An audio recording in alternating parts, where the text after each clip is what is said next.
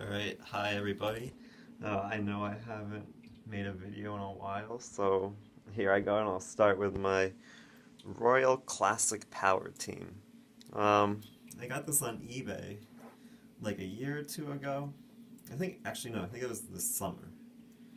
And the previous owner, I think, was an older lady, they said, and she only had used it enough to fill up one bag entirely, but you wouldn't have known that she used it that long to fill up an entire bag because it has literally like no wear on anything. So, and I was quite surprised how well these yellow allergen bags work for not being a HEPA bag. I mean, nothing really gets by them, and nothing really gets by the permanent cloth bag, which is nice, so I don't think I'll have to make a conversion to a HEPA bag that I do with my other machines. So this is the top of the line model with the controls on the handle. And it's like any other Kenmore, Panasonic, Hayden Powerhead. The only thing I didn't realize with these is that it has just two replaceable brush strips. There's no beater bar portion. But anyways, it looks, she did at some point vacuum up something damp. You can see the residual stuff there. And it made the brushes off-white, but otherwise, if you look at them closely, they still have a nice edge to them. And they're really long compared. I have several new old stock brush strips, and they're basically identical except for the color being dirtier, obviously. So yeah, I mean, it's a good machine. It's a long hose, obviously, a long cord. The annoying thing is obviously wrapping it around that little bumper thing. Unwinding it, you can kind of just pull and it just kind of comes off itself. But obviously winding it, you have to do it all on that little tiny area. The tools are really nice. It's a pretty quiet machine. It reminds me exactly of my old Kenmore machines, like the square one I have, and even the pre-Whispertone generation. It sounds to me identical to that motor, so I'm sure it probably is. But yeah, I don't use it a lot.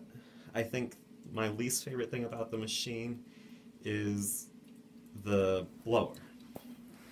They just, put it there. They don't even have, like on a Model G, where the little vents are louvered up to direct the air kind of up towards the ceiling. Well, this just blows straight out the back. So if you're on hardwood floors or something, or if I go from my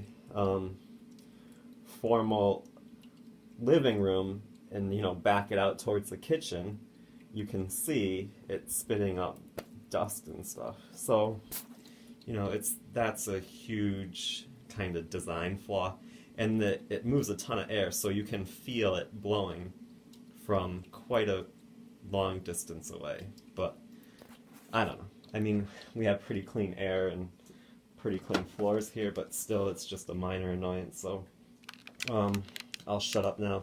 I'll start it on the lowest setting and then I'll move it up to high. I typically vacuum around like medium speed, but whatever.